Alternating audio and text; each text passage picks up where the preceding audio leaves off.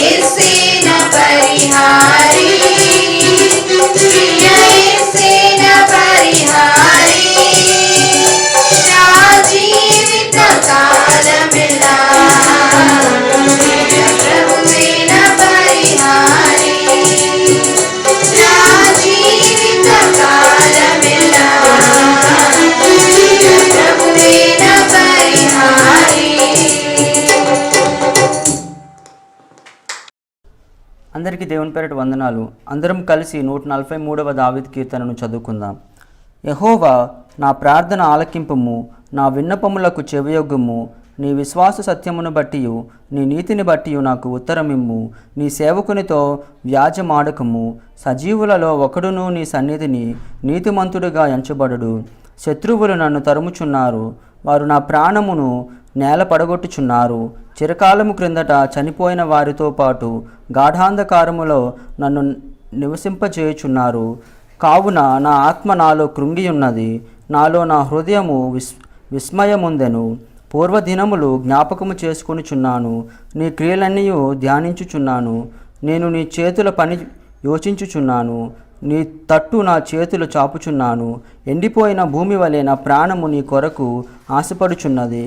యెహోవా, నా ఆత్మ క్షీణించుచున్నది, త్వరగా నాకు ఉత్తరమిమ్ము. నేను సమాధిలోనికి దిగువారి వలె కాకుండానట్లు నీ ముఖమున నాకు మరుగు చేయకము. నీ యందు నేను నమ్మికించున్నాను. ఉదయమున నీ కృప వార్తను నాకు వినిపింపుము. నీ వైపు నా మనసు నేనెత్తుకొనిచున్నాను. నేను నడవవలసిన మార్గము నాకు తెలియజేయము. యెహోవా, నేను నీ మరుగు చొచ్చియున్నాను. నా శత్రువుల చేతిలో నుండి నన్ను విడిపింపుము. నీవే నా దేవుడవు, నీ చిత్తానుసారముగా ప్రవర్తించుటకు నాకు నేర్పుము. దయగల నీ ఆత్మ సమభూమి గల ప్రదేశమందు నన్ను నడిపించునుగాక. యెహోవా, నీ నామమును బట్టి నన్ను బ్రతికింపుము. నీ నీతిని బట్టి నా ప్రాణమును శ్రమలో నుండి తప్పింపుము. నేను నీ సేవకుడను, నీ కృపను బట్టి నా శత్రువులను సంహరింపుము. నా ప్రాణమును బాధపరుచు వారిని అందరినీ నశింపజేయుము. ఈ కొద్దిపాటి వాక్యం దేవుడు దీవించునుగాక.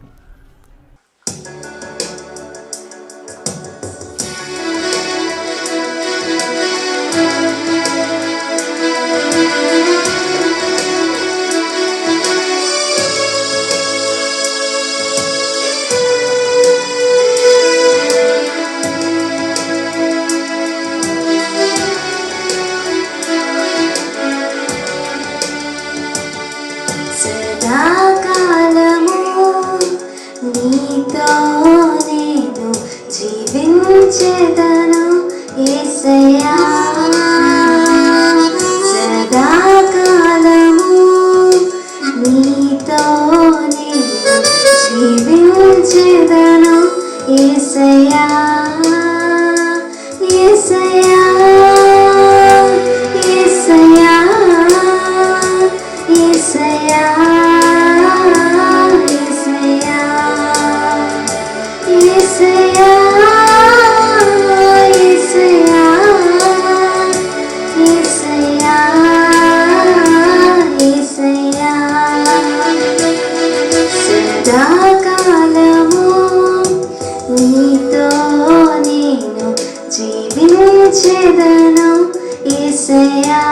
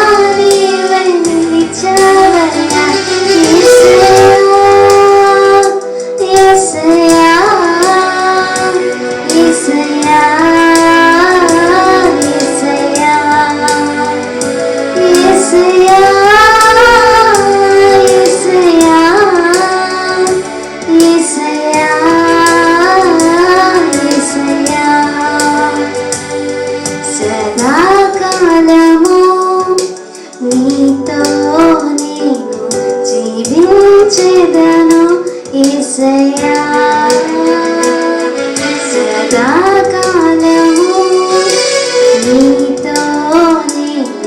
జీవించెదను యేసయ్యా.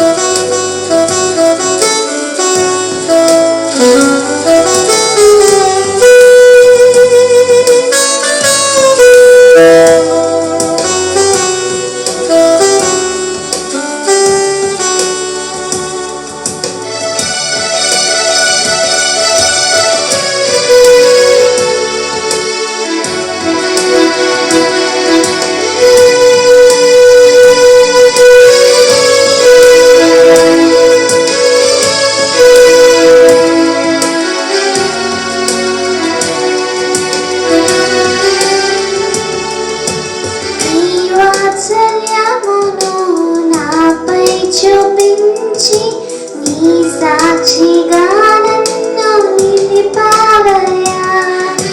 నీ వాత్సల్యము నాపై చూపించి నీ సాక్షిగా నన్ను నిలిపావయ్యా.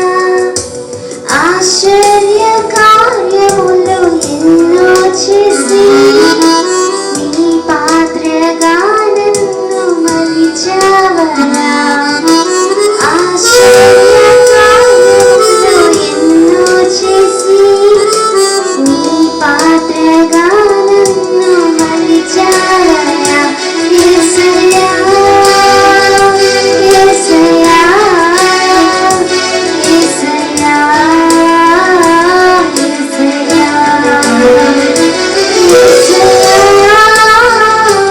యేసయ్యా,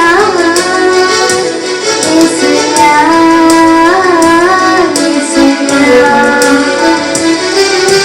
సదాకాలము నీతో జీవించెదను యేసయ్యా. సదాకాలము నీతో జీవించెదను యేసయ్యా. యేసయ్యా, యేసయ్యా, యేసయ్యా, యేసయ్యా, యేసయ్యా, యేసయ్యా, యేసయ్యా, యేసయ్యా. సదాకాలము నీతో నేను జీవించెదను యేసయ్యా.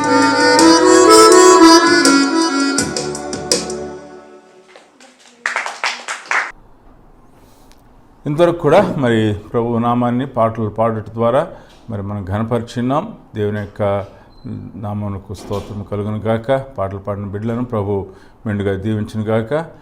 ఇదే రీతిగా కీర్తన గ్రంథం వాక్య భాగాన్ని చదివిన సహోదరునికి కూడా ప్రభు నామంలో మరి ప్రత్యేకమైన వందనాలు తెలియజేస్తున్నాను. ప్రత్యేకమైన కీర్తన పాడినటువంటి సహోదరికి కూడా ప్రభు నామంలో వందనాలు తెలియజేస్తూ ఉన్నాను. మరి ఈ సమయంలో దేవుని యొక్క వాక్యాన్ని మనం చదువుకుందాం. యోహాను రాసిన మొదటి పత్రిక 2వ అధ్యాయము 3వ వచనం నుండి 11వ వచనం వరకు మనం చదువుకుందాం. నా చిన్నపిల్లలారా, మీరు పాపము చేయకుండుటకై ఈ సంగతులను మీకు వ్రాయుచున్నాను. ఎవడైనను పాపము చేసిన ఎడల నీతిమంతుడైన యేసుక్రీస్తు అను ఉత్తరవాది తండ్రి యొద్ద మనకున్నాడు. ఆయనే మన పాపములకు శాంతికరమై ఉన్నాడు. మన పాపములకు మాత్రమే కాదు, సర్వలోకమునకును శాంతికరమై ఉన్నాడు. మరియు మనం ఆయన ఆజ్ఞలను గైకొనిన ఎడల దీనివల్లనే ఆయనను ఎరిగియున్నామని తెలుసుకొందుము.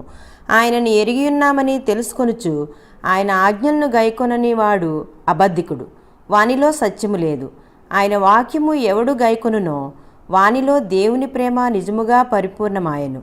ఆయన యందు నిలిచియున్నవాడనని చెప్పుకొనివాడు ఆయన ఎలాగూ నడుచుకొనినో అలాగే తానును నడుచుకొన బద్ధుడై ఉన్నాడు. మనం ఆయన యందు ఉన్నామని దీనివలన తెలుసుకొనుచున్నాము. ప్రియులారా, మొదటి నుండి మీకున్న పూర్వపు ఆజ్ఞనే గాని క్రొత్త ఆజ్ఞను నేను మీకు వ్రాయటలేదు. ఈ పూర్వపు ఆజ్ఞ మీరు వినిన వాక్యమే, మరియు క్రొత్త ఆజ్ఞను మీకు వ్రాయుచున్నాను. చీకటి గతించుచున్నది, సత్యమైన వెలుగు ఇప్పుడు ప్రకాశించుచున్నది గనుక అది ఆయన యందును మీ యందును సత్యమే. వెలుగులో ఉన్నానని చెప్పుకొనుచు తన సహోదరుని ద్వేషించువాడు ఇప్పటి వరకును చీకటిలోనే ఉన్నాడు.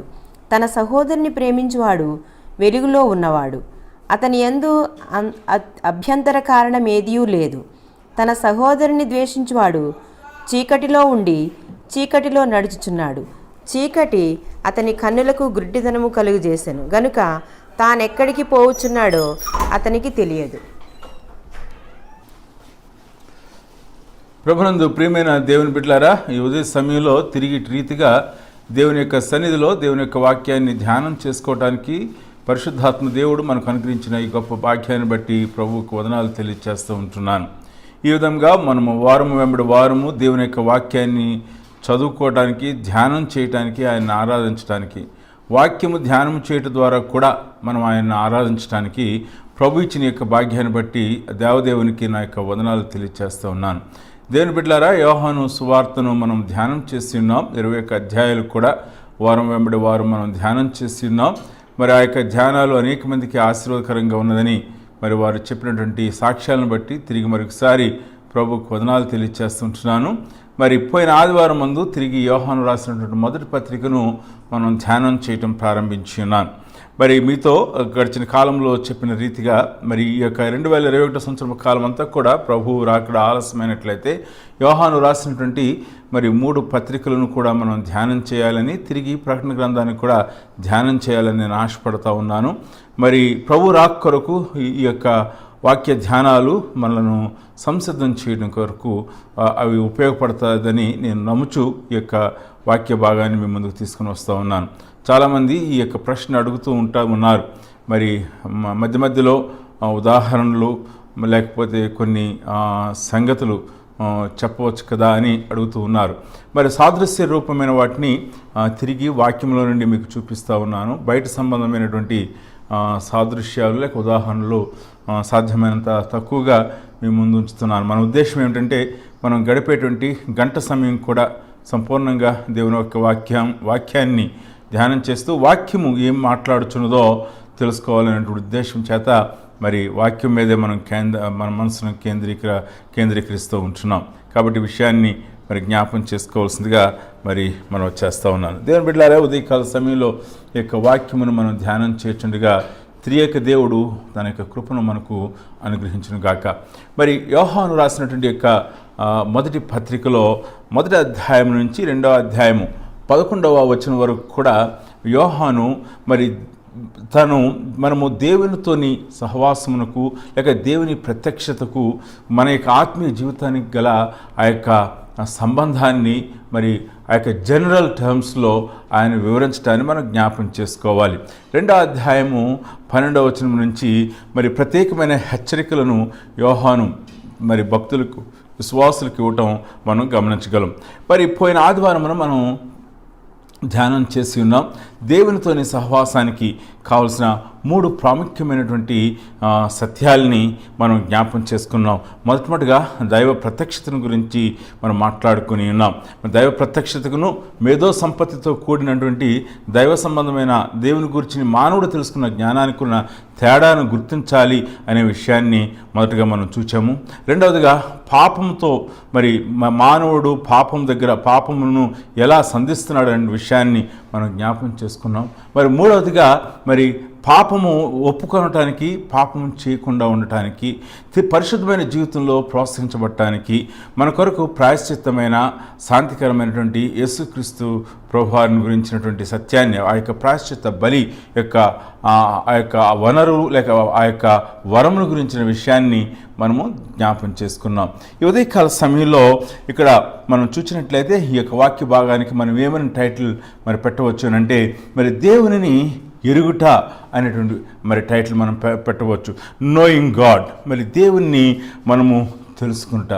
సహవాసంలో కొనసాగుటకు మరి సహవాసము ఆశీర్వాదకరంగా, దేవునితోని సహవాసము ఆశీర్వాదకరంగా ఉండాలి అని మనం కోరుకున్నట్లయితే మనము దేవునిని ఎరుగవలసిన వారమైంటున్నాం. We should know God. మరి ఏ సహవాసమైనప్పుడు కూడా, ఏ స్నేహమైనప్పుడు కూడా ఒకరినొకరు వారి యొక్క వ్యక్తిత్వాలు మరి బయటపడినప్పుడే ఆ స్నేహ సంబంధాలు యొక్క బలము, ఆ స్నేహ సంబంధాల యొక్క బలహీనత మనకి కనపడుతూ ఉంటుంది. దేవుని బిడ్డలారా, ఈ యొక్క ఉదయకాల సమయంలో మనము దేవునితోని ఆ యొక్క దేవునితోని సహవాసము యొక్క ఆశీర్వాదాన్ని మనము గుర్తెరగాలి అని అంటే మనము ఆయనను తెలుసుకొనవలసిన వారమైంటున్నాము అనే విషయాన్ని ఉదయకాల సమయంలో జ్ఞాపకం చేసుకునవలసిన వారమైంటున్నాం. Knowing God is very important principle that we need to learn in our Christian faith. మరి దేవుని యొక్క వాక్యంలో మరి యేసుక్రీస్తు ప్రభువారు మన కొరకు ఇచ్చినటువంటి ఆ యొక్క ఉపమానము, తప్పిపోయినటువంటి కుమారుడిని గురించినటువంటి ఉపమానం గురించి మనం ఒకసారి ఆలోచన చేసినట్లయితే, మరి చిన్న కుమారుడు తప్పిపోయినప్పటికీ కూడా మరి చిన్న కుమారుడు దేవుని గూర్చినటువంటి తన తండ్రిని గూర్చినటువంటి జ్ఞానంలోను, మరి దేవుని గూర్చినటువంటి జ్ఞానంలో కూడా ఆయన సరైనటువంటి జ్ఞానము కలిగిన వాడుగా ఉంచున్నాడు. అది ఆయనను పశ్చాత్తాపంలోనికును తిరిగి విధేయతలోనికి నడిపించడం మనం చూస్తూ ఉంటున్నాం. అంచేత అతడు ధైర్యం కలిగి అతడు తండ్రి దగ్గరికి రాగలిగి ఉన్నాడు. He knew the nature of his father. మరి అంచేత నా తండ్రి ఇంట అనేక మంది పనివారు ఉన్నారు, నా తండ్రి మరి నన్ను కుమారుడిగా చేర్చుకోకపోయినప్పటికి కూడా ఒక పనివాడుగా చేర్చుకోవటానికి ఆయన నన్ను అంగీకరిస్తాడు అని తన తండ్రిని గురించి ఆలోచన చేస్తూ మరి ఆయన తిరిగి తండ్రి దగ్గరికి వెళ్ళటానికి మరి అతడికి ప్రోత్సాహకరంగా ఉండింది ఆ యొక్క జ్ఞానము అనే విషయం మనం అర్థం చేసుకోవాలి. పెద్ద కుమారుడు గురించి ఆలోచన చేసినప్పుడు పెద్ద కుమారుడికి తండ్రితోని సహవాసము లేదు కనుక అతడు తండ్రిని గురించినటువంటి సరైనటువంటి ఆజ్ఞ, సరైనటువంటి జ్ఞానము లేనివాడుగా ఉన్నాడు కనుక మరి తండ్రి యొక్క మంచితనాన్ని, తండ్రి యొక్క ప్రేమను, తండ్రి యొక్క మరి ఆ యొక్క గొప్పతనాన్ని అతడు అర్థం చేసుకోనకుండా అతడు ఆ యొక్క విందు నుంచి వెడలిపోయినట్లుగా, అతడు కోపపడి మరి అతడు త్వరగా వెడలిపోయినట్లుగా మనం చూస్తూ ఉంటున్నాం. కాబట్టి మరి మనము తెలుసుకునుట, ఎరుగుట, ఒక వ్యక్తిని గురించి, ఒక వ్యక్తిత్వం గురించి ఎరుగుట అనేది అది ఎంతో ప్రాముఖ్యమైనటువంటి విషయముగా మనము జ్ఞాపం చేసుకోవాలి. ఈ ఉదయకాల సమయంలో మనము ముందుగానే ఆలోచన చేసి ఉన్నాం. మరి దేవుడు ఆయన తనను ప్రత్యక్షపరుచుకున్న కారణం చేత మనం ఆయనను తెలుసుకుంటున్నాము అనే విషయాన్ని మనము జ్ఞాపం చేసుకుని ఉన్నాం. అయితే ఉదయకాల సమయంలో మరి దేవునిని మనము తెలుసుకున్నట్లో, on going knowing of God, దేవుని తెలుసుకున్నట్లో ఎదుగుటకు కావలసినటువంటి మూల సూత్రాలని ఇక్కడ మరి యోహాను రాయటాన్ని మనము జ్ఞాపం చేసుకోవాలి. మరియు మనం ఆయన ఆజ్ఞలు గైకొని నెడల దీని వలననే ఆయనను ఎరిగిన్నామని తెలుసుకుందుము. ఆయనను ఎరిగిన్నామని చెప్పుకొనుచు ఆయన ఆజ్ఞలను గైకొనని వాడు అబద్ధకుడు, వానిలో సత్యము లేదు. ఆయన వాక్యము ఎవడు గైకొనునో వానిలో దేవుని ప్రేమ నిజముగా పరిపూర్ణమాయను. ఆయన యందు నిలిచిన వాడనని చెప్పుకొను వాడు ఆయన ఎలాగూ నడుచుకునో అలాగే తానును నడుచుకొన బద్ధుడై ఉన్నాడు. మనం ఆయన ఎందున్నామని దీనివలన తెలుసుకొనుచున్నాము. ఇక్కడ మనం చూసినట్లయితే మరి దేవుణ్ణి తెలుసుకున్నట్లో మనకి ఇవ్వబడినటువంటి ఒక సూత్రం, the on going knowing of God, దేవుని తెలుసుకున్నట్లు ఎదుగుట్లో ఇవ్వబడినటువంటి సూత్రాన్ని ఇక్కడ మనం చూస్తూ ఉన్నాం. ఆ సూత్రం ఏమిటి అని అంటే ఆయన ఆజ్ఞలను గైకొనుట అనే విషయం మనం తెలియచేస్తూ ఉన్నాడు. యోహాను రాసినటువంటి మరి యొక్క మొదటి పత్రికలో మనం చూసినప్పుడు మరి ఆ యొక్క గినాస్కో అనేటువంటి ఆ యొక్క గ్రీకు పదాన్ని 23 సార్లు మరి ఉపయోగించడాన్ని మనం చూస్తూ ఉన్నాం. ఓయిడా అనేటువంటి మరొక పదాన్ని 6 సార్లు మరి ఆయన ఉపయోగించడాన్ని మనం చూస్తూ ఉన్నాం. నోయింగ్ గాడ్, ఆయనను వ్యక్తిగతంగా తెలుసుకునుట, లేక దేవుని యొక్క జ్ఞానంలో ఎదుగుట అనే విషయం మనము అర్థం చేసుకోవాల్సిన వారం అంటున్నాం. ఆయన పరిశుద్ధతను గురించిన జ్ఞానం, ఆయన నీతిని గురించిన జ్ఞానం, ఆయన మంచితనం గురించిన జ్ఞానం, ఆయన జ్ఞానంలో ఎదుగుట అనేది క్రైస్తవ జీవితం యొక్క ప్రాముఖ్యమైనటువంటి బాధ్యత, ప్రాముఖ్యమైనటువంటి సత్యము అనే విషయాన్ని మనము జ్ఞాపం చేసుకోవాలి. ఎలాగునా మనం ఆయన యందు మనము ఎదగగలము, లేక ఆయన గురించిన జ్ఞానములో ఎదగగలము, ఆయనను ఎరుగగలము అని మనం ప్రశ్నించినట్లయితే, ఆయన ఆజ్ఞలు గైకొనిన ఎడలని మనము ఆయన ఎరిగిన్నామని తెలుసుకొనుచున్నాము. ఆయన ఆజ్ఞలను గైకొనుట, knowing God depends on our obedience to God. దేవునికి విధేయత చూపించుట ద్వారా ఆయనను గూర్చిన జ్ఞానంలో ఎదుగగలము అని చెప్తుంటున్నాడు. దేవుని బిడ్డలారా, ఇక్కడ దేవుని గూర్చినటువంటి జ్ఞానంలో ఎదుగుట, లేక ఆయన సత్యములో ఎదుగుట గురించి మనం ఆలోచన చేసినప్పుడు ఇక్కడ మనము విధేయత యొక్క ప్రాధాన్యతను అర్థం చేసుకోవాలి. ఇక్కడ 4వ వచనంలో చూసినప్పుడు, ఆయన ఎరిగినామని చెప్పుకొనుచు ఆయన ఆజ్ఞలను గైకొనని వాడు అబద్ధికుడు, వానిలో సత్యము లేదు అని చెప్తూ ఉంటున్నాడు. There is no truth in him అని చెప్తూ ఉంటున్నాడు. విధేయతకు సత్యానికి ఉన్న సంబంధము ఏమిటి అని మనం ప్రశ్నించినట్లయితే, దేవుని బిడ్డలారా, ఈ లోకము మేధో సంపత్తితో కూడిన జ్ఞానం సత్యాన్ని ఎలాగ అర్థం చేసుకుంటున్నదంటే, ఒక యాబ్స్ట్రాక్ట్ టర్మ్స్లో మేధో సంపత్తితో కూడినటువంటి ఆ యొక్క జ్ఞానంతో సత్యాన్ని అర్థం చేసుకోవడానికి ప్రయత్నం చేస్తూ ఉంది. ఈ యొక్క లోక సంబంధమైన జ్ఞానము యాబ్స్ట్రాక్ట్ నాలెడ్జ్గా ఉన్నది అనే విషయాన్ని జ్ఞాపం చేసుకోవాలి. Truth, they want to discover the truth in abstract terms. ఈ యొక్క మనిషి యొక్క అనుభవానికి సంబంధం లేనిదిగా, అది కేవలం మేధో సంపత్తితో కూడినటువంటి జ్ఞానంగా అర్థం చేసుకుంటూ ఉన్నారు. కాబట్టి ఈ యొక్క మేధో సంపత్తితో కూడిన జ్ఞానానికి, సత్యానికి, యేసుక్రీస్తు ప్రభువారు చెప్పినటువంటి సత్యానికి తేడాను మనము జ్ఞాపం చేసుకోవాలి. ఈ మేధో సంపత్తితో కూడినటువంటి సత్యము ఉండినప్పటికీ కూడా అబ్సల్యూట్ ట్రూత్, సర్వసత్యము, సంపూర్ణమైన సత్యము క్రీస్తు అయి ఉన్నారు అనే విషయాన్ని మనము ఈ ఉదయకాల సమయంలో జ్ఞాపం చేసుకోవాలి. అంచేత దేవుడు, ఆ యేసుక్రీస్తు ప్రభువారు, ఆయన నేనే మార్గమును, సత్యమును, జీవమునై ఉన్నాను అని ఆయన చెప్తుంటున్నారు. కాబట్టి ఆయన సత్యమై ఉన్నారు. He is the absolute truth. Truth was revealed for man, not in abstract terms. Truth was revealed to man in the person of God. దేవుడు ఆయన వ్యక్తి అయినటువంటి దేవుడు, ఆయన మనకు సత్యముగా బయలుపరచబడి ఉన్నాడు. ఎంత గొప్పదైనటువంటి స్టేట్మెంట్ యేసు ప్రభువారు ఆయన ఇస్తుంటున్నారు. నేనే సత్యమును అని చెప్తుంటున్నారు. The absolute truth is Jesus Christ. యేసుక్రీస్తు ప్రభువారే ఆయన అబ్సల్యూట్ ట్రూత్ అనే విషయాన్ని జ్ఞాపం చేసుకోవాలి. Absolute truth is personal, abstract truth is impersonal. దేవుని బిడ్డలారా, ఉదయకాల సమయంలో యేసుక్రీస్తు ప్రభునందు ఆయన సత్యమైనట్లయితే, ఆ సత్యము మనలో ఉండాలి అని మనం కోరుకుంటున్నట్లయితే, మన యొక్క జీవితంలో ఆయనకు విధేయత చూపించవలసిన వారమైంటున్నాం. అంచేత చాలామంది మేము సత్య అన్వేషకులము అని చెప్తున్నటువంటి వారు సత్యమును కూర్చున్నటువంటి జ్ఞాన సముపార్జన కలిగిన వారుగా ఉంటున్నారు. మేధో సంపత్తితో కూడిన జ్ఞానాన్ని, గ్రీకు తత్వానికి సంబంధించిన జ్ఞాన సముపార్జనలో ఉంటున్నారు. కానీ అంతరంగంలో అబ్సల్యూట్ ట్రూత్ అనేది లేకపోవటం మనం గమనించాలి.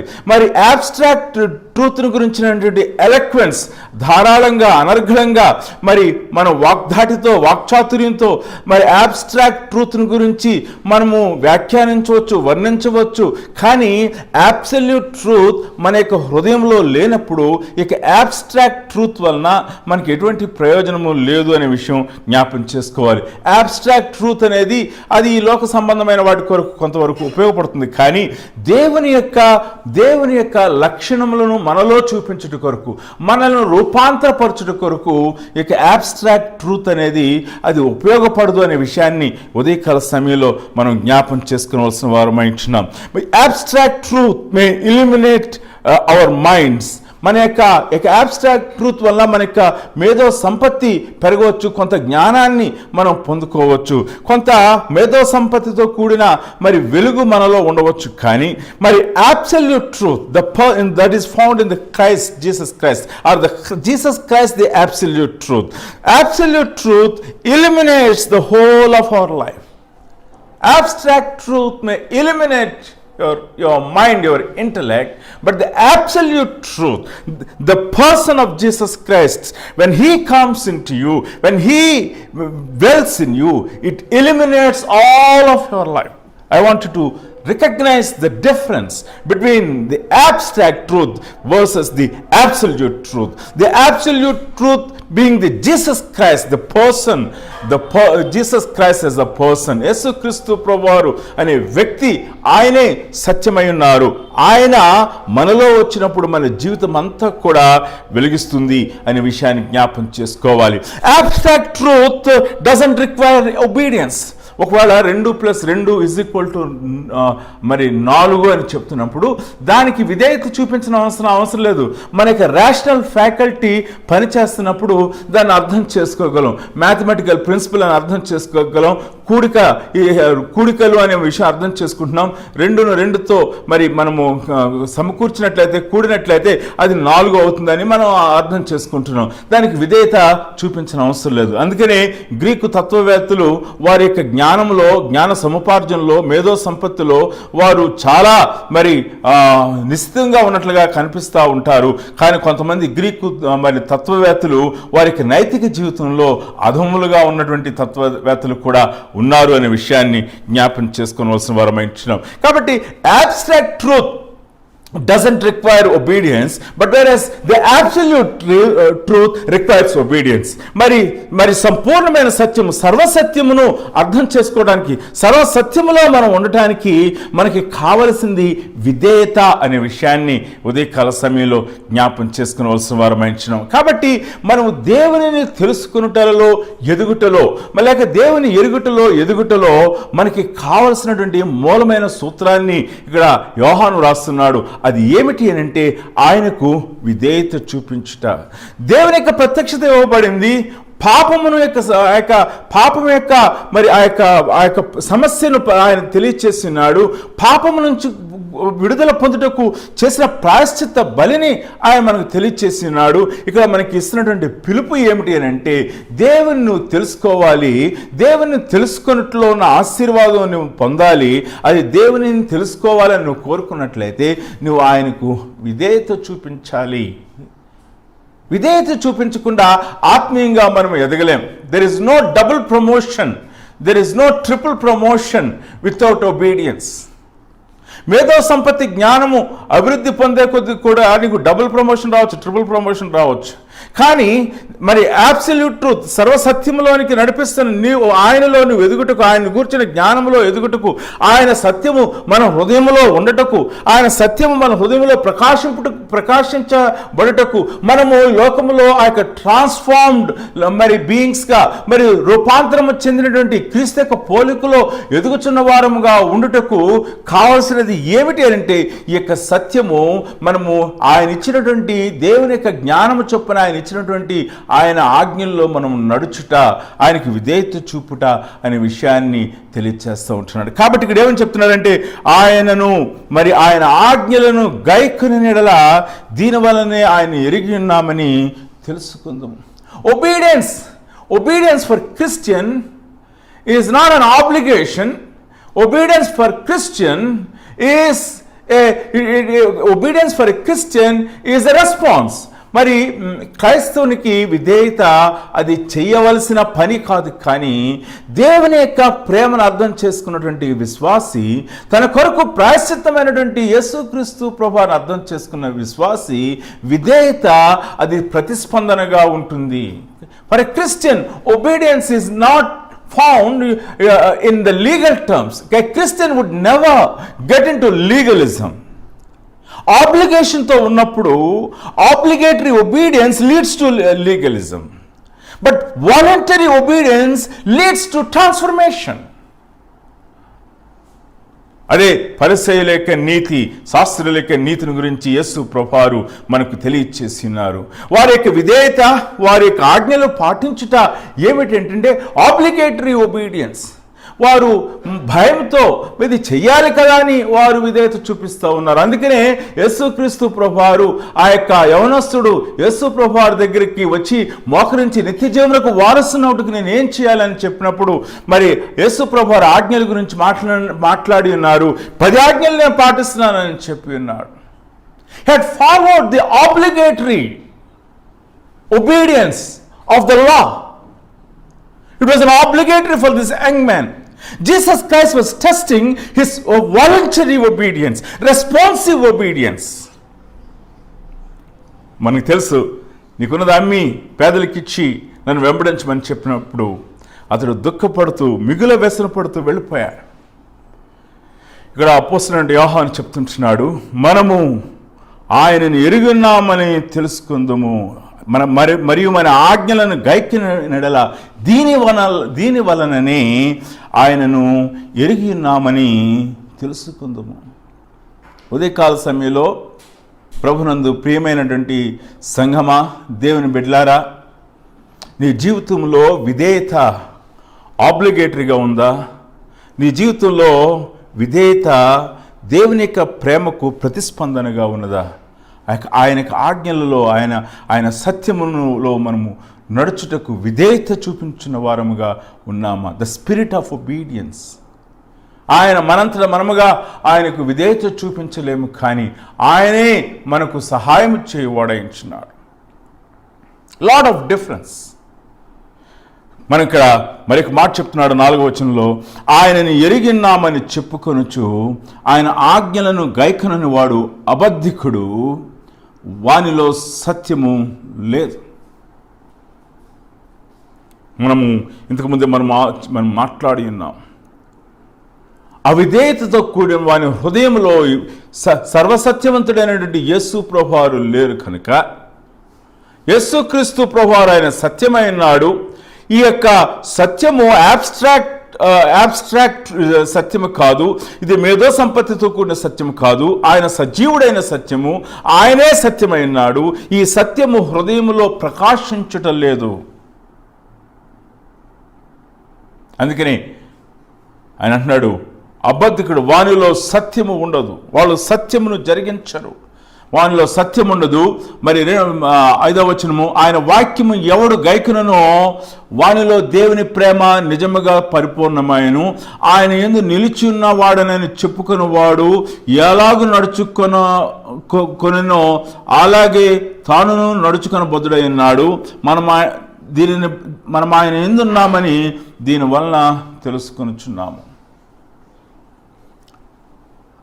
దేవుని ఎందున్నామని తెలుసుకోవటానికి గుర్తు ఏమిటి అని అంటే ఆ యొక్క ఒబీడియన్స్. మరి ఆ యొక్క ఒబీడియన్స్ యొక్క ఫ్రూట్ ఏమిటి అని అంటే దేవుని యొక్క ప్రేమ మనలో ఉంటుంది అనే విషయాన్ని మనం జ్ఞాపం చేసుకోవాలి. దేవుని యొక్క స్వభావం, తండ్రికి కుమారుడైన క్రీస్తు ఎలాగున విధేయత చూపించినాడో, మరణం పొందినంతగా, శిలువ మరణం పొందినంతగా విధేయత చూపించినాడు. ఆ విధేయత వాలంటరీ, ఆ యొక్క విధేయత, అలాగనే క్రీస్తునందు జన్మించినటువంటి మనము ఆ యొక్క విధేయతను మనము పొందుకుని వారంగా ఉంటున్నాము. మన యొక్క ఆత్మను క్రీస్తు ఆత్మతో అనుసంధానము చేసుకొని మన యొక్క హృదయములో ఆ యొక్క సత్యమును కలిగి ఉండే వారముగా ఉంటాము. దేవుడు ఆయన వెలుగైనట్లుగా ఆయన మనలను కూడా వెలుగుగా చేయవాడించున్నాడు. ఆయన సత్యము సర్వసత్యమైనడు. He is an absolute truth. The absolute truth, when it dwells in us, when we obey to the absolute truth, and he makes us the reflection of the absolute truth. ఆ యొక్క సర్వసత్యం యొక్క ప్రతిబింబాలుగా ఆయన మనల్ని చేయవాడించున్నాడు. నేటి దినాన క్రైస్తవ లోకం మేధో సంపత్తితో కూడిన జ్ఞానము పొందుకొనుచు మరి మేము జ్ఞానవంతులు మనం తలంచున్నారు, కానీ దేవునికి విధేయత చూపుచు సర్వసత్యుడైనటువంటి మరి సంపూర్ణ సత్యుడైనటువంటి క్రీస్తును హృదయములో కలిగి ఉండకుండా, మరి క్రీస్తుకు విధేయత చూపించకుండా మరి మేము సత్యమును ప్రకటించుచున్నామని చెప్తున్నారు. మనమందరము కూడా మరి ఈ విషయంలో తప్పిపోతున్నాము. దేవుని బిడ్డలారా, దేవునికి విధేయత చూపుట మన యొక్క ప్రథమమైన కర్తవ్యమై ఉంటున్నది. దేవునికి విధేయత చూపించినప్పుడు మన హృదయంలో దేవుని యొక్క ప్రేమ మన హృదయంలో నివసిస్తుంది అనే విషయాన్ని మనము జ్ఞాపం చేసుకోవాలి. గొప్ప ఆశీర్వాదం మన హృదయములో మనము దేవుని యొక్క సత్యమునకు సాక్షులముగా మార్చబడుట, ఆయన సత్యము మన యందు నివసించుట, ఆ సత్యము మన యందు ప్రకాశించుట, దాని యొక్క ఫ్రూట్ ఏమిటంటే ఆయన యొక్క ప్రేమలో మనము నిలిచి ఉండుట, ఆయన ప్రేమ మన యందు సంపూర్ణమవుట. దీనిని బట్టి మనము ఆయన యందు ఉన్నామని తెలుసుకొనుచున్నాము. దేవుని బిడ్డలారా, దీన్ని మన యొక్క లైఫ్ స్టైల్ని ఇక్కడ ఒక ప్రూఫ్గా ఆయన చూపిస్తూ ఉన్నాడు. ఆయన ఆజ్ఞలను గైకొనటం వలన ఆయన ఎరిగినామని తెలుసుకున్నామని చెప్తున్నాడు. మరి ఇక్కడేమని చెప్తున్నాడు? ఆయన ఎలాగో నడుచుకున్న అలాగనే తానును నడుచుకున్న బద్ధుడైనాడు. మనం ఆయన ఎందున్నామని, ఆయన నడిచిన ప్రకారంగా మనం ఆ యేసు ప్రభువారిని వెంబడిస్తున్నట్లయితే మనం ఆయన ఎందు ఉన్నామని దీనివల్ల మనము తెలుసుకొనుచున్నాం. ఉదయకాల సమయంలో మన యొక్క ఆత్మీయ జీవితంలో ఇక సత్యమును ప్రకాశింపచేయుచున్నామా? మన ఆత్మీయ జీవితంలో ఈ సత్యమును నివసింపచేయుచున్నామా? యోహాను యొక్క సత్యమును గురించినటువంటి పదాన్ని అనేక సార్లు తన సువార్తలో రాశాడు. మరి యోహాను రాసినటువంటి మొదటి పత్రిక 3వ అధ్యాయము 18 నుంచి 20 వచనాల్లో కూడా ఆయన రాస్తా ఉన్నాడు. అక్కడ ఒక గ్రీక్ పదాన్ని ఉపయోగించున్నారు, అలేథియా అనేటువంటి గ్రీక్ పదాన్ని ఉపయోగించున్నారు. ఆంతర్యమున సత్యత, ఆంతర్యమున సత్యము అనే విషయాన్ని తెలియచేస్తూ ఉన్నాడు. అలేథియా అనేటువంటి గ్రీక్ పదం యొక్క అర్థము ఏమిటి అని అంటే అన్క్లోజ్డ్నెస్. Truth is అన్క్లోజ్డ్నెస్. అంటే మన యొక్క యథార్థవంతమైన జీవితము, లేక కపటము లేని జీవితము, వేషధారణ లేని జీవితము, దాచబడనటువంటి జీవితము అలేథియా. గెహాజీ గురించి మనకు తెలుసు. గెహాజీలో ఏమి లేదు అని అంటే సత్యము లేదు. అతడు క్లోజ్డ్నెస్, అతడు దాచి కొంతవరకే ఆయన చెప్తున్నాడు, చాలా వరకు లోపల దాస్తూ ఉన్నాడు. మరి యొక్క అర్థాన్ని అలేథియాకు ఇంగ్లీష్లో ఇచ్చినారు, అన్కన్సీల్డ్నెస్, అంటే దాపరికము లేనటువంటి సత్యము. దేవుని బిడ్డలారా, యేసుక్రీస్తు ప్రభువారు మన యొక్క జీవితంలోనికి వచ్చినప్పుడు అటువంటి దాపరికం లేనటువంటి, లేక we will not live in two worlds and 2 lives. మనము 2 లోకాల్లో 2 జీవిత విధానాలు కాదు, కానీ ఒకే ఒక జీవిత విధానము, తెరవబడినటువంటి హృదయం కలిగిన వారంగా, దేవుని ఎదుటను మనుషుల ఎదుట కూడా తెరవబడినటువంటి వారంగా ఉంటాము. అది మనకు కావాల్సింది. అలేథియా అండ్ అగాపే గో టుగెదర్. దేవుని యొక్క సత్యము, ఆ యొక్క అంతరంగంలోని సత్యము ఉన్న చోటనే దేవుని యొక్క ప్రేమ, అగాపే ప్రేమ ఉంటుంది అనే విషయాన్ని ఉదయకాల సమయంలో మనం జ్ఞాపం చేసుకోవాల్సిన వారమై ఉంటున్నాం. విశ్వాసిగా నువ్వు ఎలాగో తెలియబడుతున్నావు అని అంటే దేవునికి వాలంటరీ విధేయత చూపిస్తున్నప్పుడు, ఆయన మార్గంలో నువ్వు నడుచుచున్నప్పుడు, నువ్వు అంతరంగంలో సత్యమును ప్రకాశింపచేయుచున్నప్పుడు, ఆ యొక్క సత్యమును బట్టి నీ జీవితంలో ప్రేమ నింపబడినప్పుడు, ఆ యొక్క అగాపే ప్రేమతో ఉన్నప్పుడు మనము ఆయన యందు ఉన్నాము, ఆయన కలిగి ఉన్నాము, ఆయన వెంబడించుచున్నాము, మనము ఆయన వారము అనే విషయము లోకమునకు తెలియచేయబడుతూ ఉన్నది. 7వ వచనంలో మనం చూసినట్లయితే ఆయన మాట్లాడుతున్నాడు, ప్రియులారా, మొదటి నుండి మీకున్న పూర్వపు ఆజ్ఞనే కానీ కొత్త ఆజ్ఞను మీకు వ్రాయట్లేదు. ఈ పూర్వపు ఆజ్ఞ మీరు వినిన వాక్యమే, మరియు కొత్త ఆజ్ఞను మీకు వ్రాయచున్నాను. చీకటి గతించినది, సత్యమైన వెలుగు ఇప్పుడు ప్రకాశించుచున్నది గనుక అది మీ అందునూ సత్యమే. ఇదే చెప్తున్నాడు. యేసుక్రీస్తు ప్రభువారు మనలో నివసించినప్పుడు అది మన యందు కూడా సత్యమే. ఈ యొక్క the absolute truth when it comes and it dwells in us, we become truthful. సత్యవంతులుగా మనం ఉంటాము. మనము మరి ఈ యొక్క సత్యం మీ యందును సత్యమే, వెలుగులో ఉన్నామని చెప్పుకొనుచు తన సహోదరుని ద్వేషించువాడు ఇప్పటి వరకు చీకటిలోనే ఉన్నాడు. అకస్మాత్తుగా తిరిగి మరి ఈ యొక్క సత్యం నుంచి తిరిగి మరొక పర్యాయ పదాన్ని ఉపయోగిస్తున్నాడు. వెలుగు, చీకటి అని మరి పదాన్ని ఉపయోగిస్తూ ఉంటున్నాడు. పాపంలో ఉన్నవాడు నేను వెలుగులో ఉన్నాను అని చెప్పుకున్నవాడు తన సహోదరుని ద్వేషించినట్లయితే, మనం ఎందుకుంటే ప్రేమ ఉన్నదని చెప్పినాం. ప్రేమ యొక్క టెస్టింగ్ పాయింట్ ఏమిటి అని అంటే, ఇదిగో ద్వేషము, సహోదరుని ఎడల నీకుండినటువంటి వైఖరి. దేని బిడ్డారా, ఉదయకాల సమయంలో మన యొక్క ఆత్మీయ జీవితంలో మన యొక్క ప్రేమకు టెస్టింగ్ పాయింట్, నీలో ప్రేమ ఉన్నది లేదో ఎలా తెలుసుకోగలము? నీవు దేవుడు వాడువో కాదో తెలుసుకోవడానికి టెస్టింగ్ పాయింట్ మనం ఏం చెప్పాము? మరి ఆయన ఆజ్ఞలకు విధేయత చూపిస్తామని చెప్పాము, ఆయనను వెంబడిస్తామని చెప్పాము, మన హృదయంలో సత్యం ఉంటుందని చెప్పాము, వెలుగు ఉంటుందని చెప్పాము, మన హృదయము ప్రేమతో నింపబడి ఉంటుందని చెప్పి ఉన్నాము. మన హృదయంలో ప్రేమ ఉన్నదో లేదో టెస్టింగ్ పాయింట్ ఏంటంటే నీ యొక్క సహోదరుని ఎడల నీ యొక్క వైఖరి.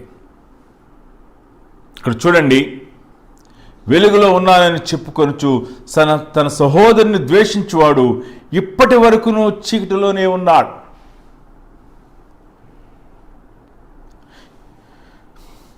మానవులు రెండు రాజ్యాల్లో ఏదో ఒక రాజ్యంలో ఉంటారు. ఒకటి దేవుని యొక్క వెలుగు ప్రేమ రాజ్యం, సత్యరాజ్యము. రెండవది అంధకార ద్వేష రాజ్యం, అబద్ధపు అంధకార ద్వేషరాజ్యము, సాతాను రాజ్యము. వెలుగు సత్యమైనటువంటి మరి వెలుగు ప్రేమ రాజ్యము క్రీస్తు రాజ్యం, దేవుని రాజ్యం. ఈ లోకంలో ఏ మతమైనా కానివ్వండి, నువ్వు ఏ భాష వాడవైనా కానివ్వండి, ఏ జాతి వాడవైనా కానివ్వండి, నువ్వు ఏ రంగు వాడవైనా కానివ్వండి, యేసుక్రీస్తు ప్రభువారు చెప్పినటువంటి మాట, రెండు రాజ్యములు ఉన్నవి. ఒకటి వెలుగు రాజ్యము, ప్రేమ రాజ్యము. రెండవది అంధకార ద్వేష రాజ్యం.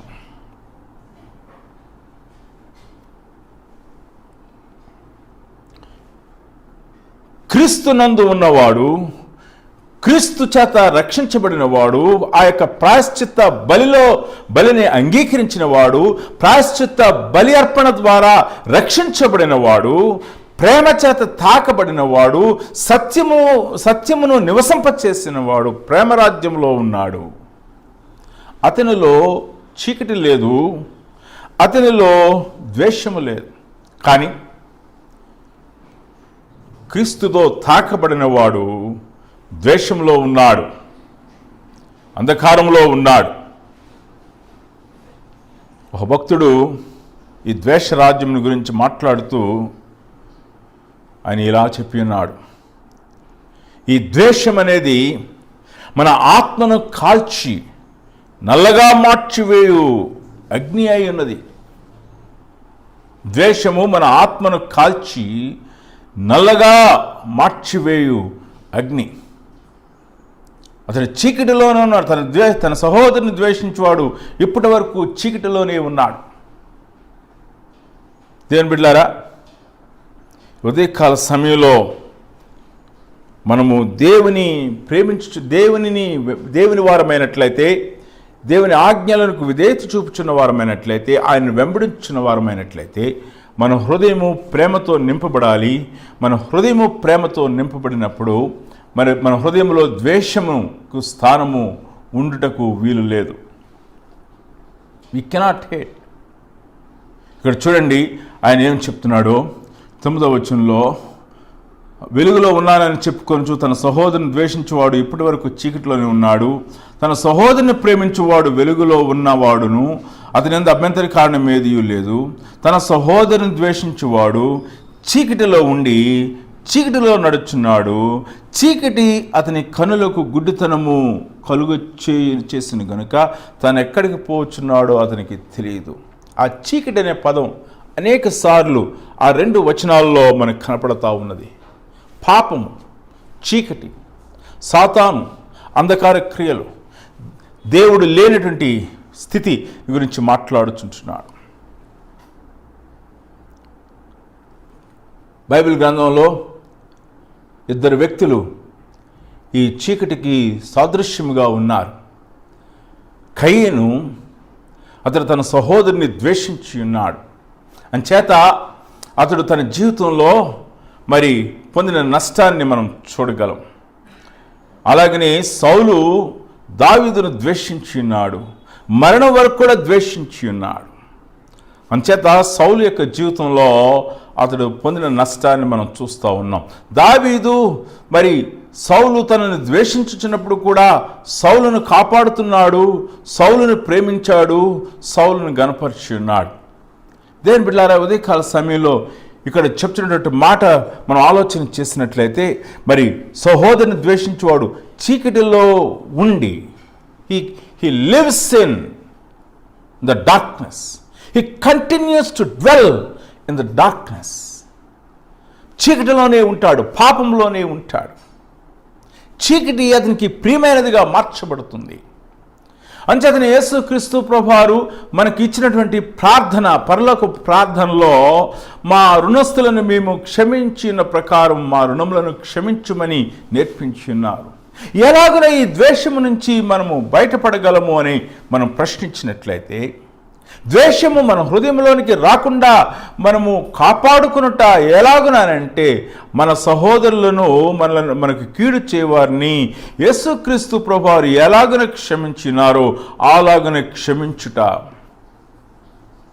Constantly forgiving them is the only way to not to only way to leave darkness, not to dwell in darkness. యేసుక్రీస్తు ప్రభువారు ఆయన సిలువ మీద మరి వేలాడుచున్నప్పుడు ఆయన చుట్టూ కూడా ద్వేషించబడుతున్నటువంటి సమూహం ఉన్నది, గేలి చేసిన సమూహం ఉన్నది, అపహాస్యం చేసిన సమూహం ఉన్నది.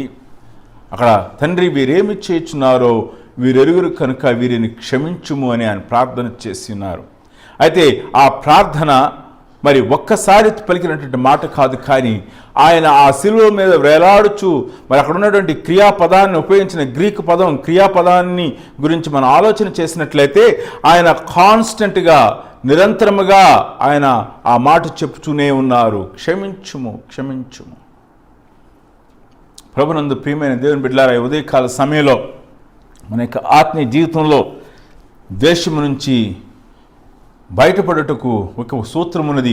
అది ఏమిటి అంటే, మనము ఆయనను మన సహోదరుని మనము క్షమించువారముగా ఉండవలసిన వారమై ఉంటున్నాం. సహోదరుని ద్వేషించువాడు చీకటిలో ఉంటాడు. రెండోదిగా చీకటిలో నడుచుచున్నాడు. He walks in the darkness. అంచేత చీకటిలో నడుచువాడు అతడు ఎక్కడికి వెళ్తాడో తెలియదు. He doesn't know what is there. ఏం చేతనంటే ఇతడు చీకటిలో ఉన్నాడు. The darkness has hovered around him. మరి చీకటి అతని చుట్టూ కూడా పొదిగినట్లుగా ఉన్నది. అంచేత ఏమి కూడా కనబడట్లేదు. ఆ చీకటిలో నడుస్తున్నప్పుడు అతడు ఎందులో పడతాడో తెలియదు, దేంట్లో కొట్టుకుంటాడో తెలియదు. తన ముందు మేలైనది ఏదైనా ఉన్నట్లయితే అది కనపడదు. తన ముందు కీడేమున్నదో తెలియదు. in utter confusion, in utter chaos, in utter purposelessness. దేవుని బిడ్డలారా, వెలుగు అతని మీద ప్రకాశించలేదు. ద్వేషం యొక్క ప్రభావం మనం చూస్తూ ఉన్నాం. ఉదయకాల సమయంలో మనకి ఆత్మీయ జీవితంలో ద్వేష స్వభావము నుండి విడుదల పొందుట కొరకు పరిశుద్ధాత్మ దేవుడు మనల్ని ప్రేరేపిస్తున్నాడు. విశ్వాసిగా మన జీవితంలో మనము ముందుకు వెళ్ళుటకు చీకటిలో నడుచువారముగా కాదు, కానీ వెలుగులో నడుచువారముగా ఉండాలని ఆయన మనలను హెచ్చరిక చేయుచున్నాడు. ఉదయకాల సమయంలో మనము వెలుగులో నడుచువారముగా ఉన్నామా, లేక చీకటిలో నడుచువారముగా ఉన్నామా? 6వ వచనము, మొదటి అధ్యాయం 6వ వచనంలో, ఆయనతో కూడా సహవాసం గలవారని చెప్పుకొనుచు చీకటిలో నడిచిన ఎడల అబద్ధమాడుచు సత్యము జరిగింపకుందుము. అయితే ఆయన వెలుగులో ఉన్న ప్రకారం మనమును వెలుగులో నడిచిన ఎడల మనము అన్యోన్య సహవాసం గలవారమైందము. అప్పుడు ఆయన కుమారుడైన యేసు రక్తము ప్రతి పాపం నుండి మనలను పవిత్రులుగా చేయను. There are two kinds of people. ప్రేమతో నింపబడిన వారు వెలుగులో నడుస్తారు, ద్వేషంతో ఉన్నవారు చీకటిలో నడుస్తారు. 3వ మాట అక్కడ చూసినట్లయితే, చీకటి అతని కన్నులకు గుడ్డితనము కలుగు చేసిన కనుక తాను ఎక్కడికి పోతున్నాడో అతనికి తెలియదు. He doesn't know where he is going. Confusion, purposelessness, చీకటిలో తడుములాడుకునుట. ఎలాగన సంసోను గుడ్డివాడైనప్పుడు తడుములాడుకుని ఉన్నాడో, అలాగున మన యొక్క ఆత్మీయ జీవితంలో మనము ద్వేషం కలిగినప్పుడు చీకటిలో నడుచువారముగా ఉన్నాము, చీకటిలో గమ్యము ఎరిగిన వారముగా ఉన్నాము. తాము ఎక్కడికి పోవచ్చున్నారో అతనికి తెలియదు. You do not know where you are going. నీ జీవితానికి ప్రభు ఇవ్వవలసినటువంటి దర్శనమును నీవు పోగొట్టుకున్న దానిగా ఉంటావు. దర్శనము లేకుండా నీ జీవితంలో, ఆత్మీయ జీవితంలో గురి లేకుండా నీకు ఆత్మీయ జీవితాన్ని నడుపుకునేవాడుగా ఉంటావు. ద్వేషము. అందుకని ఒక భక్తుడు ఒక పాట రాశాడు, గురి లేని నా బ్రతుకు ఆయను విరోధికి. గమ్యం లేని జీవితం సాతానుకు ఎరగా మార్చబడుతుంది అనే విషయాన్ని తెలియజేస్తూ ఉన్నాడు. ప్రభునందు ప్రియమైన దేవుని బిడ్డలారా, ఉదయకాల సమయంలో మనము దేవునిని ఎరుగుటకు ఆయన మనకు ఇచ్చుచున్న సూత్రాలని మనము అర్థం చేసుకునవలసిన వారమైంటున్నాం. మనము ఆయనను వెంబడించుటకు, మనం ఆయన ఆజ్ఞలను గైకొను వారముగా, it's not an obligatory obedience, it is voluntary obedience కలిగిన వారముగా మనం ఉండాలని ఆశపడుచున్నారు. మనం ఆయనను వెంబడించుటకు, ఆయనను ఇమిటేట్ చేయొచ్చు, ఆయన వలె మనము జీవించాలని ప్రభు మనల్ని ఆశపడుతున్నారు. దాని యొక్క ఫ్రూట్ ఏమిటి అని అంటే, మన యందు మన హృదయము ప్రేమతో నింపబడటనే విషయాన్ని మనకు తెలియచేయబడుచున్నాము. మనము దేవుని వెంబడించు వారమైనట్లయితే మన అంతరంగంలో సత్యము ఉంటుంది, అన్కన్సీల్డ్ ట్రూత్. మరి దాచబడిన జీవితం కాదు, కానీ మన జీవితము బహిర్గతమైన జీవితంగా ఉంటుంది అనే విషయాన్ని మనము తెలుసుకొనవలసిన వారమైంటున్నాం. మన హృదయము దేవుని యొక్క ప్రేమ చేత నింపబడుతుంది అనే విషయాన్ని మనము జ్ఞాపం చేసుకోవాల్సిన వారమైంటున్నాం. మనము ప్రేమ చేత నింపబడి ఉన్నట్లయితే మన హృదయము, దైవ ప్రేమ చేత నింపబడి ఉన్నట్లయితే మన హృదయము, మనకి తెలుసు ద్వేషాన్ని ఎలాగున హ్యాండిల్ చేయాలో మనకు తెలుసు. మన సహోదరుని ద్వేషించము, కానీ మనం ద్వేషించు వారిని మనము ప్రేమించు వారమైంటున్నాం. అపోస్తలుడైన పౌలు తన జీవితంలో ఒకప్పుడు ద్వేషించాడు, కానీ క్రీస్తు ప్రేమ చేత సంధించబడి తాకబడిన తర్వాత మార్చబడి ఉన్నాడు. తన యొక్క 3 ప్రయాణాలు కూడా, మిషనరీ యాత్రల్లో కూడా ఆయన ద్వేషించబడుచున్నటువంటి జనాంగం మధ్యకు వెళ్ళి ఉన్నాడు, ద్వేషించబడుచున్నటువంటి ప్రజల మధ్యకు వెళ్ళి ఉన్నాడు, ద్వేషించబడుచున్న దేశముల మధ్యకు వెళ్ళి ఉన్నాడు, ద్వేషించబడుచున్నటువంటి పట్టణాల్లోనికి వెళ్ళి ఉన్నాడు.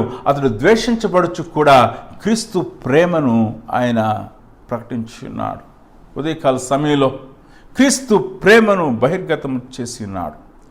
ఉదయకాల సమయంలో ప్రభునందు ప్రియమైన దేవుని సంగమా, మనము కూడా ద్వేషించబడుచున్న లోకములో ఉన్నాం. మన విశ్వాసమును బట్టి ద్వేషించబడుచుంటున్నాం. మన యొక్క రక్షకుని బట్టి మనము ద్వేషించబడుచుంటున్నాం. మన యొక్క మరి భక్తి జీవితాన్ని బట్టి, పరిశుద్ధమైన జీవితాన్ని బట్టి మనం ద్వేషించబడుచుంటున్నాం. మన యొక్క ఆత్మీయ జీవితంలో లోకము నిర్హేతుకంగా మనల్ని ద్వేషించున్నది. మన యొక్క జీవితంలో మనలను కారణం లేని మరి మన జీవితంలో మనము మరి ఆ యొక్క ఎటువంటి హేతువు లేకుండా ద్వేషిస్తున్నటువంటి ప్రజల మధ్య మనం జీవిస్తూ ఉంటున్నాం. కానీ ఇటువంటి సమయంలో దేవుని యొక్క ప్రేమను పంచువారముగా మనం ఉండాలని దేవుని వాక్యం చేత హెచ్చరిక చేయబడుచున్నాం.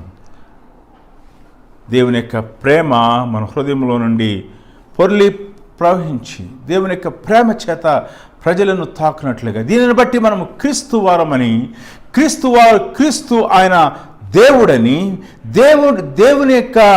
దేవుడు మానవులను తాకినప్పుడు వారి జీవితాల్లో కలిగే మార్పును బట్టి ప్రజలు క్రీస్తు ప్రేమ వైపుకు ఆకర్షించబడినట్లుగా మన జీవితాలు మరి దేవుని యొక్క సత్యంతోనూ, దేవుని యొక్క ప్రేమతోనూ, దేవుని యొక్క వెలుగుతో, దేవుని యొక్క కృపతో మనకి జీవితాలు తాకబడినట్లుగా, ఆయన రక్షణతో, ఆయన ప్రాయశ్చిత్త బలి ద్వారా అనేక మంది జీవితాలు తాకబడినట్లుగా మన జీవితాల్లో మనం ఆయన సహాయము కోరుకోవలసిన వారం అంటున్నాం. త్రియేక దేవుడు అటు రీతిగా మనము దేవుని యొక్క ప్రేమకు, దేవుని యొక్క సత్యమునకు ఆ యొక్క ప్రతిబింబాలుగా ఉండుటకు త్రియేక దేవుడు తన కృపను మనకు అనుగ్రహించునుగాక. దేవునిని ఎరుగుటయందు మనము ఎదుగునట్లుగా త్రియేక దేవుడు మనకు సహాయమును అనుగ్రహించునుగాక.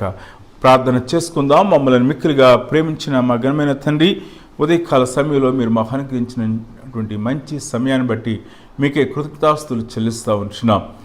ప్రభా నైనా మేము మీ యందు నిలిచి ఉండటకు, మిమ్మల్ని తెలుసుకున్నట్లు ఎదుగుటకు, వెంబడించుటకు, మీకు ఆజ్ఞలకు విధేయత చూపించుటకు, మా హృదయంలో ప్రేమ చేత నింపబడుటకు నేను మీరు మాకు కృప చూపండి. ద్వేషమును మా హృదయంలోకి తావు ఇవ్వకుండా, పాపమును మా ఎడల అపరాధములు చేసిన వారిని మేము క్షమిస్తూ మేము వెలుగులో నడుచుటకు కృప చూపండి. చీకటి మార్గములు మా నుండి తొలగించి భక్తి జీవితంలో పరిపూర్ణతలోనికి, సర్వపరిపూర్ణతలోనికి, మరి సంపూర్ణమైనటువంటి పరివర్తనలోనికి మమ్మల్ని నడిపించమని మీ సందులో ప్రార్థిస్తూ మా సంఘాన్ని మీరు దీవించండి. వాక్యముకు నీరు కట్టి ఫలింపచేయండి. యేసు పరిశుద్ధ నామమున నడుచున్నాం తండ్రి, ఆమేన్. మన తండ్రి అయిన దేవుని ప్రేమ, ఆయన కుమారుడైన యేసుక్రీస్తు కృప, పరిశుద్ధాత్మ దేవుని యొక్క నిత్య సహవాసం సన్నిధి మనకు, ఆయన ప్రేమించి బిడ్డలకు ఆయనను ఎరుగుటకును, ఆయనను తెలుసుకొని ఆయనను వెంబడించుటలో మనము ఎదుగునట్లుగా కృపను అనుగ్రహించును గాక. ఆమేన్. అందరు కూడా వందనాలండి. ప్రభు మిమ్మల్ని దీవించును గాక.